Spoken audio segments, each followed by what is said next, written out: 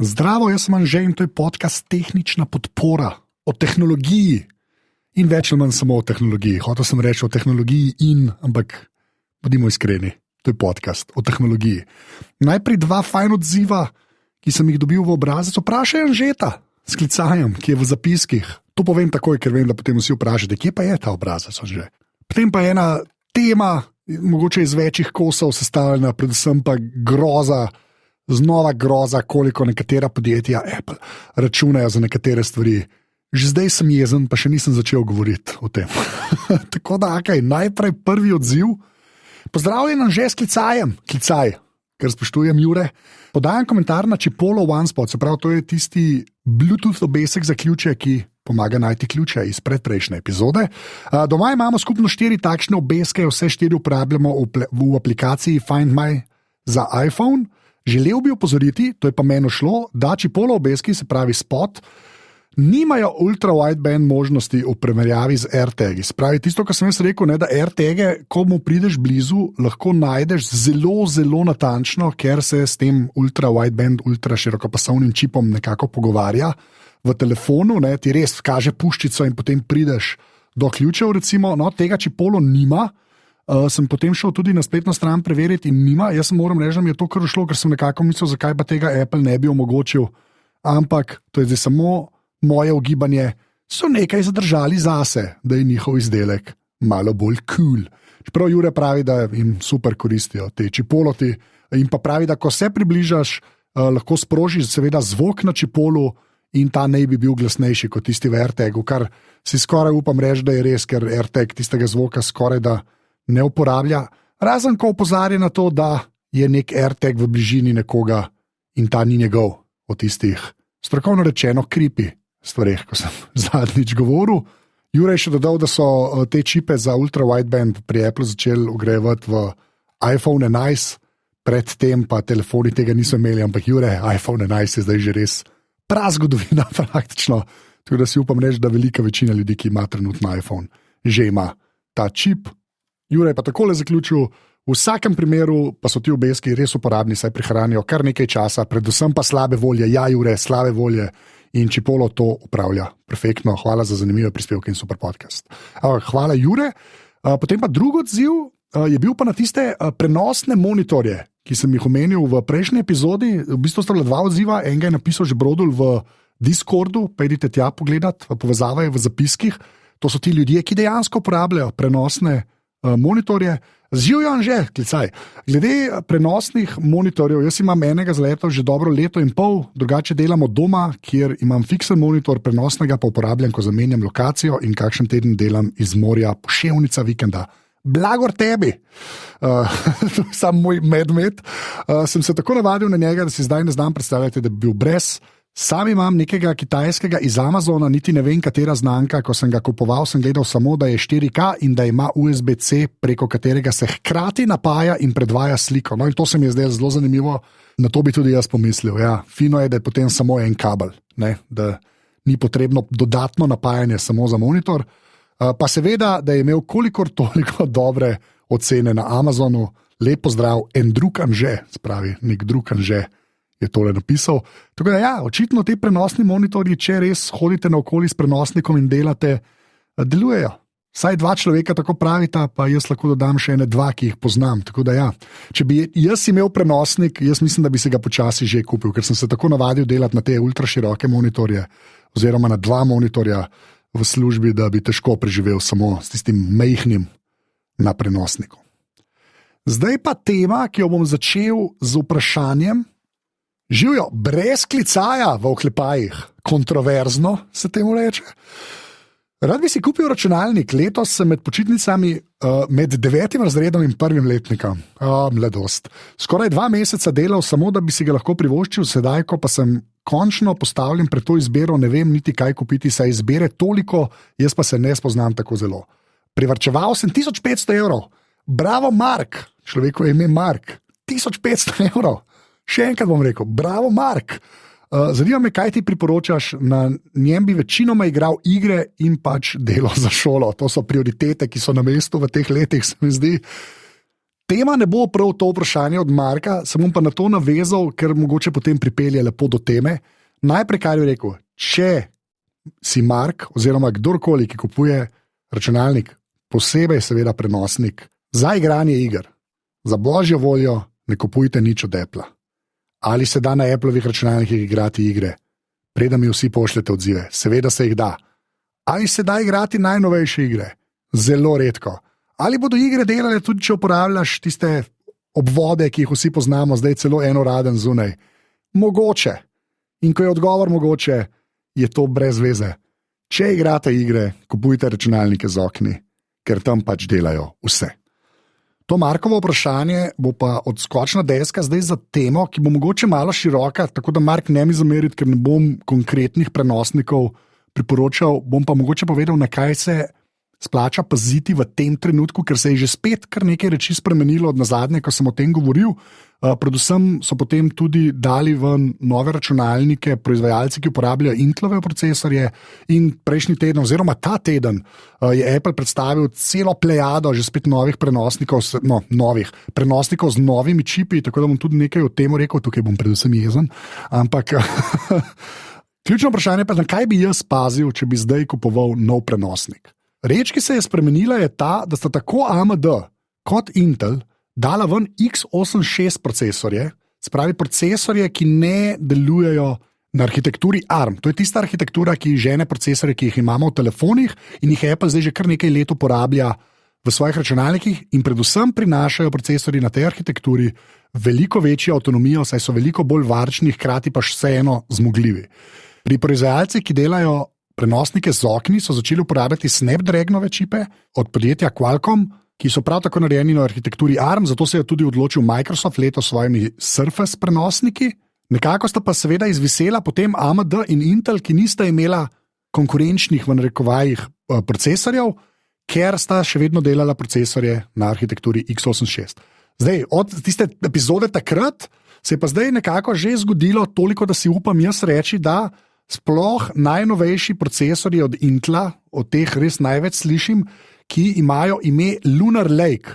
Intel ima za vsako generacijo neko ime, zadnje čase so pač to jezera, vedno si nekaj izmislijo, no? Ampak Lunar Lake je tisto, kar je najbolj pomembno. Če bi človek zdaj kupoval prenosnik in hoče vseeno x86, kar pomeni, da res čisto vse aplikacije, ki so prej delale na oknih, zdaj delajo, seveda je to tudi za igre boljše in vse ostalo, ker pač igre delajo, vse delajo, bom tako rekel, ne samo nekatere.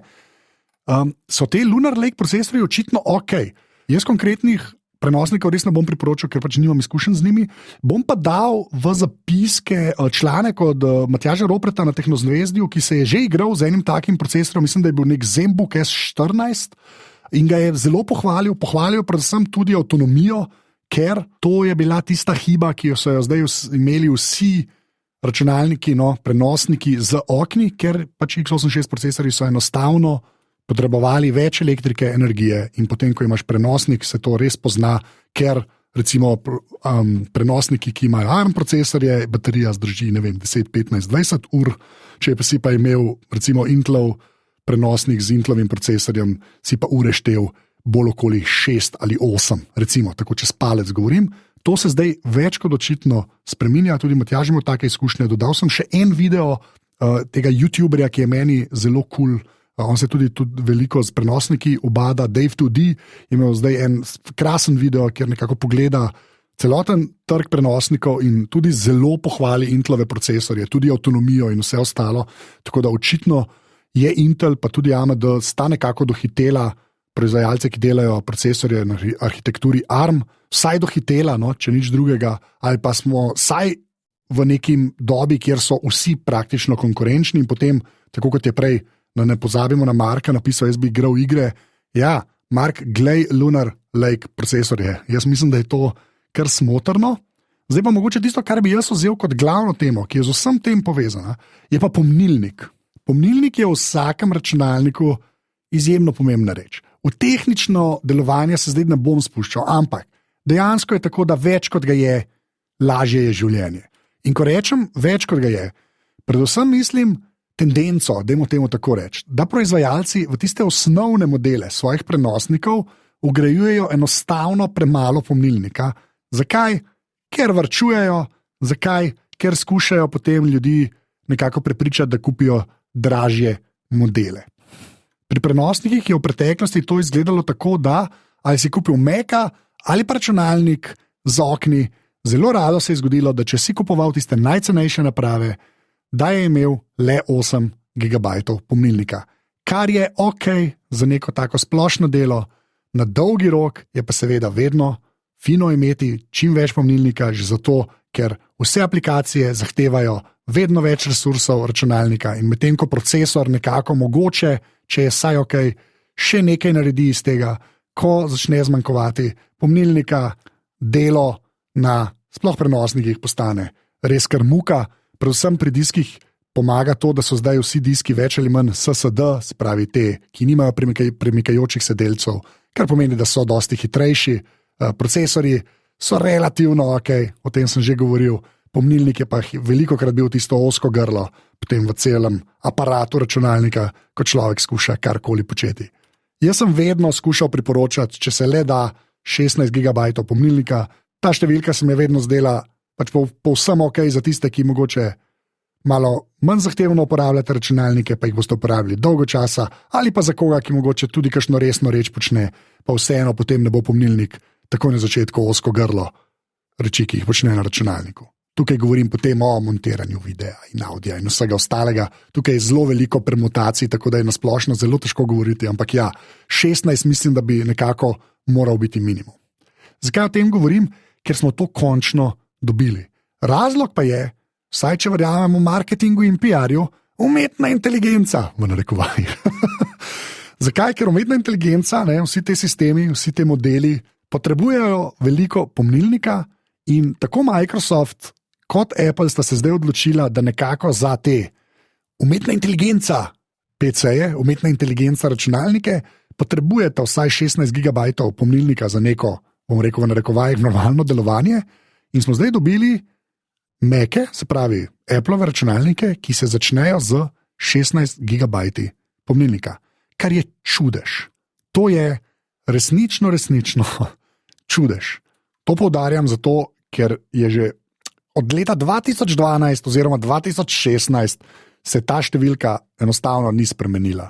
Zdaj se je že leta čakalo, da Apple za božjo voljo nehajte žaliti ljudi s temi 8 GB pomnilnika, ker je potem treba seveda plačati za 16 GB pomnilnika, do tega malo kasneje pridem. In zdaj se je to končno zgodilo, očitno je pa razlog to, da se Apple resno loteva umetne inteligence, oziroma kot oni temu rečejo, Apple Intelligence, in zato imajo zdaj vsi osnovni modeli njihovih računalnikov 16 GB pomnilnika, z eno izjemo, ki je pa na voljo samo v Ameriki, ne za nas čist nepomembna. In enako se zdaj dogaja na strani z okni. Microsoft je rekel, da če hočete biti Copilot PC, se pravi računalnik, ki ima umetno inteligenco po domače, potrebujete 16 GB pomnilnika. Tukaj bi pa jaz rekel, da za nekega povprečnega uporabnika je pa to absolutno dovolj, kar pomeni, da lahko že kupuješ te osnovne modele. Pri prenosnikih z oknih se seveda to malo zakomplicira, predvsem zato, ker zdaj res smo v prehodu tudi pri x86 procesorjih. Jaz bi trenutno kupoval samo in le, če že hočete, prenosnik z okni in x86 procesorjev, take, ki imajo Lunar Lake procesorje. Kako jih prepoznate? Po nekih res abotnih oznakah od Intla, ki so nerazumljive. Bom pa tukaj dal tudi še en članek od Matjaža Ropreta, ki ga je pa danes objavil, sem ga zjutraj prebral, preden snemam, pa se mi zdi lepo zaobjame celo to debato, tudi malo razloži, na kaj biti pozoren, tako da lepejte v zapiske, pa preberite ta članek. Tako da, če sem pred kratkim govoril, res kupujte prenosnike, ki imajo čipe na podlagi ARM-a, se zdaj res zadeve spreminjajo, ker očitno sta Intel in AMD kar nekako dohitela te ARM-ove procesore, mogoče ne čisto popolnoma, ampak saj dovolj blizu sta, da so postali te prenosniki spet popolnoma legitimne alternative, predvsem pa je to za ljudi, ki bi radi tudi igrali igre. To so nekako moja priporočila za prenosnike. Kupujte 16 GB pomnilnika, kar zna biti privzeto, predvsem pa kupujte prenosnike z najnovejšimi procesorji. Res tiste stare i3, i5, i7, raje ne, zdržite s svojimi starimi računalniki in počakajte, da kakšna cena tudi tem novejšim pade, ker se res ne splača, ker boste potem že spet ne vem koliko let obsojeni na nek prenosnik z x86 požresnim procesorjem, ki pač nima avtonomije, ki bi bila konkurenčna leta 2024 z najnovejšimi napravami. Preden končam, pa še jeza, ki jo je vseeno treba uperiti v Apple, ki ne neha, in zdaj bom že spet eno strokovno besedo uporabil, lupiti ljudi. Okay, res nore cene, ko hočeš povečati količino shrambe ali pa količino pomnilnika. Dajmo začeti s shrambo, ki je zdaj pri Applovih računalnikih postala ozko grlo, ker še vedno si upajo prodajati. Leta 2024, ko je vsaka slika, ki jo zajamemo s telefonom, več megabajtov velika datoteka, da ne govorimo o videu, računalnike, ki imajo v svoji osnovni konfiguraciji 256 gigabajtov velik disk. To je, skoraj sem zaklel, narobe, tako bom rekel, to res ni ok. Kot sem rekel, 16 gigabajtov za začetek je super, zdaj pa pridemo do cen, ko človek hoče povečati te postavke, in ker je pomnilnik tudi pri Lunar Lake procesorjih, čeprav Intel se bo zdaj počasi vrnil nazaj na stari sistem, ko bo pomnilnik ločen od procesorja, zapečen na procesorje. Pri Applu pa je pomnilnik pač zapečen na procesorje. Ko kupiš računalnik, toliko kolikor imaš shrambe, toliko kolikor imaš pomnilnika, s tem živiš do konca. Shrambo se hvala Bogu da nekako razširiti preko zunanjih SSD diskov, kar je ok, ni pa idealno, pomnilnik pa je zavedno. Ampak še enkrat, 16 super. Ali hočete morda 32 gigabajtov pomnilnika? To pri Mac Miniju trenutno stane dodatnih $400. Za računalnik, ki načeloma stane $600, potem lahko seveda vzamete tudi 24 gigabajtov. To je pa le $200. Jaz ker jezen rad, jaz se opravičujem, ampak to je noro. Spravi še enkrat, samo da razložim, ker tudi mene iritira, pa potem težko to lepo povem.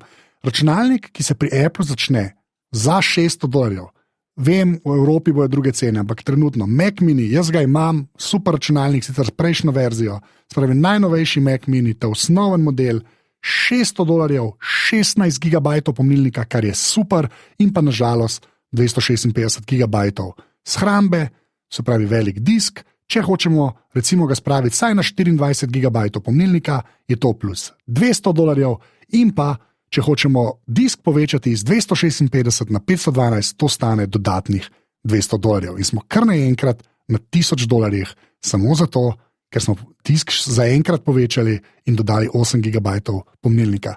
Če pogledamo cene, recimo 512 gigabajtov velikega SSD-ja, če bi ga lahko samo kupili, odprli to škatlo in ga zatlačili noter, bi lahko plačali, seveda je odvisno, ali je 2,5 palčni ali je M2. Recimo €40. V količinah, v katerih Apple kupuje te diske, je najbrž cena tako smešna, da je potem, in strokovno se temu reče, marža tako groteskna, da jaz ne vem, kako te ljudje spijo po noči. Res, jaz tega ne razumem. Boli me srce, ko je treba toliko dati za vse te nadgraditve. Jaz sem zelo vesel, da je Intel spregledal in bo ponudil širjenje pomnilnika v bodoče, samo te Lunar Lake ne bi imeli zapečen pomnilnik na čip. Ja, so tehnične prednosti in hitrosti so višje, ko je pomnilnik recimo zapečen na čip, ampak v vsakem primeru, tudi če je zapečen, da si Apple upa za 8 gigabajtov pomnilnika recimo računa $200 oziroma za dodatnih 256 gigabajtov SSD-ja računati $200, je kriminal, bom kar rekel.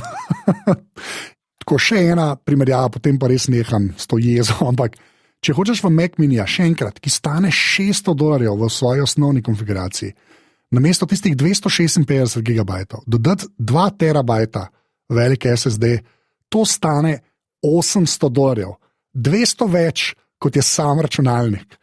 To je tako absurdno, da jaz se opravičujem, ker že tretjič to razlagam, ampak res hočem, da vidite, kakšna nerealna cena je to in kje oni potem lovijo svoje marže. Jaz sem za to, da podjetje zasluži kolikor hoče, ampak te cene nimajo veze z neko otipljivo realnostjo, v kateri živimo, in so vredne obsojanja in jeze in slave volje. res, hvala Bogu, da so dali tisti pomnilnik na 16 GB. Sicer je bila ta jeza še večja. In dajmo tukaj končati, kakšen odziv v obrazec, vprašaj Anžeta, bom zelo vesel, v zapiskih je. Predvsem pa hvala tistim, ki priporočate ta podcast, komorkoli. Imate človeka v življenju, ki ga vsaj malo zanima tehnologija, ali pa bi moral več vedeti o tehnologiji. Lahko mu rečete, pogledajte, ta Anže včasih kaj pametnega pove. Jaz to zato vedno na koncu rečem, ker vem, da taka reklama v teh časih, ko je na internetu vsega toliko, največ pomeni. Tako da, če ste že priporočili, hvala, če boste, tudi hvala. To je to, do naslednjič, $800 za 2 terabajta SSD-ja. Nasvidenje.